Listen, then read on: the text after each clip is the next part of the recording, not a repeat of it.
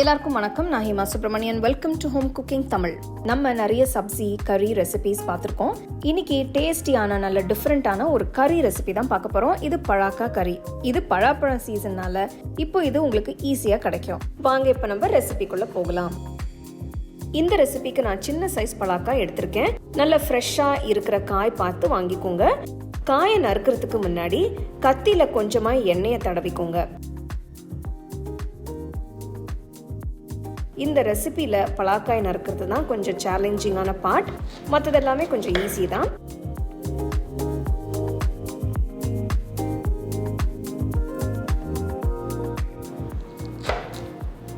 கையில் கொஞ்சம் எண்ணெயை தடவிட்டு கீழே இருக்கிற தோலையும் மேலே இருக்கிற பீசஸையும் எடுத்துருங்க.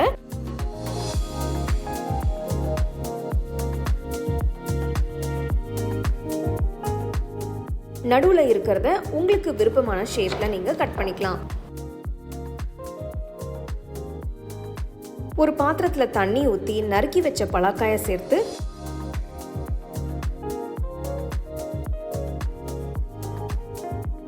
ஒரு டீஸ்பூன் உப்பு, அரை டீஸ்பூன் மஞ்சள் தூள் சேர்த்து வேக வைங்க.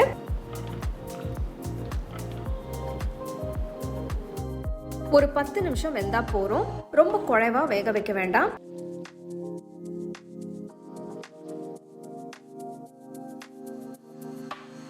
பத்து நிமிஷம் வெந்ததும் தண்ணியில இருந்து எடுத்துட்டு தனியா வச்சிருங்க.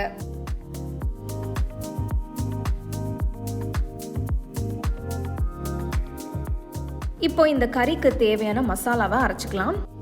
ஒரு மிக்சர் ஜார்ல நறுக்குன ஒரு பெரிய துண்டு இஞ்சி, நறுக்குன 5 பல்லு பூண்டு, நான் இங்க 7 காஷ்மீரி மிளகாயை ஊற வச்சிருக்கேன். அதையும் சேர்த்துக்கலாம்.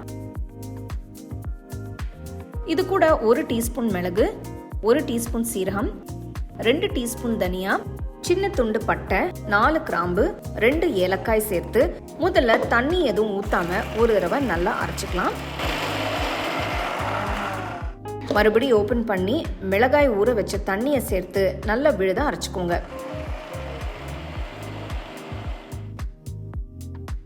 மசாலா தயாராயிடுச்சு. வேற பவுல்ல மாத்தி வச்சிடலாம்.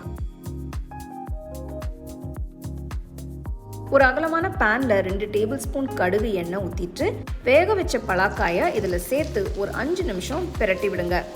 இப்படி செய்யறதால இதோட டெக்ஸ்டரும் டேஸ்டும் நல்லா இருக்கும். மெதுவா உடையாம பிரட்டி விடுங்க.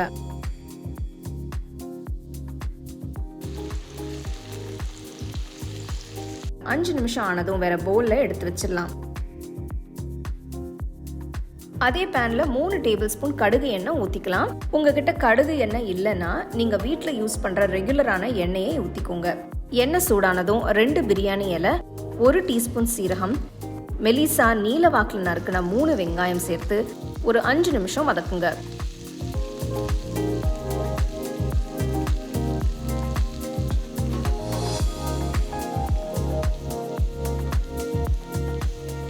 வெங்காயம் பொன்னிறமா வதங்கினதும் ஃப்ரெஷ்ஷா அரைச்ச மசாலாவை சேர்த்துடலாம். ஸ்டோவை லோ ஃப்ளேம்லயே வச்சு கிண்டி விடுங்க.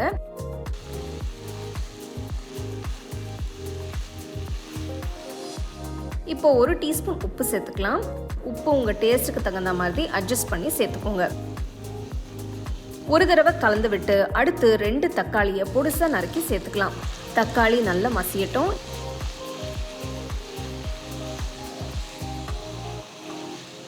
இப்போ 1 கப் அளவுக்கு பலாக்காயை வேக வச்சு தனியா சேர்த்துக்கலாம். நல்லா கலந்து விட்டு மசாலால இருக்கிற பச்சை வாசனை போற வரைக்கும் கொதிக்க விடலாம். பேனை மூடி ஒரு 10 நிமிஷம் வேக விடுங்க.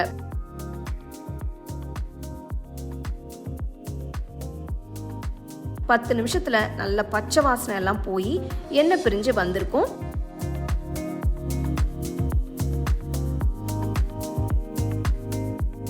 இப்போ பழக்காய் பீசஸை சேர்த்து நல்லா மிக்ஸ் பண்ணிக்கலாம்.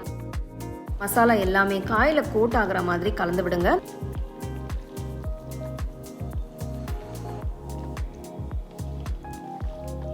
ஒரு கப் தண்ணி ஊத்தி நல்லா மிக்ஸ் பண்ணுங்க.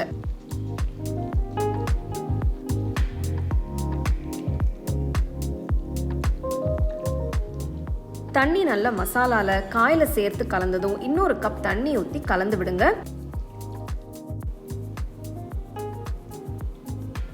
பேனை மூடி ஸ்டோவை சிம்லேயே வச்சு ஒரு 10 நிமிஷம் வேக விடலாம்.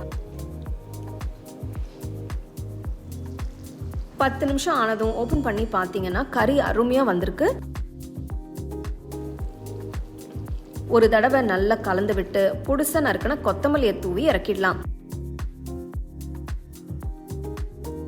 நான் இந்த பலாக்கா கறியை பாஸ்மதி சாதம் வச்சு சர்வ் பண்ணுறேன். நீங்கள் இதை சாதம் சப்பாத்தின்னு எதுக்கு வேணாலும் சர்வ் பண்ணலாம். பாருங்கள், பலாக்காய் எவ்வளோ நல்லா மசாலாவில் கோட்டாகி நல்லா ஜூஸியாக வெந்திருக்குன்னு. நான் இங்கே காட்டின ஸ்டெப்ஸ் எல்லாம் அப்படியே ஃபாலோ பண்ணிங்கன்னா அருமையாக வரும். ஸோ கண்டிப்பாக ட்ரை பண்ணி பாருங்கள். இந்த சீசனில் செய்யற மாதிரி பலாக்காய் பிரியாணி கூட பண்ணியிருக்கேன். அந்த லிங்க்கும் நான் டிஸ்கிரிப்ஷனில் தரேன். கண்டிப்பாக ட்ரை பண்ணி பாருங்கள். இந்த ஸ்பெஷல் பலாக்காய் கறி ரெசிபியை கண்டிப்பாக உங்கள் ஃபேமிலி ஃப்ரெண்ட்ஸோட ஷேர் பண்ணுங்கள். உங்களுக்கு இந்த ரெசிபி பிடிச்சிருந்தா லைக் பண்ணி ஷேர் பண்ணி ஹோம் குக்கிங் தமிழ் சேனலுக்கு சப்ஸ்கிரைப் பண்ணுங்கள். மறக்காமல் பெல் ஐக்கானை கிளிக் பண்ணுங்கள்.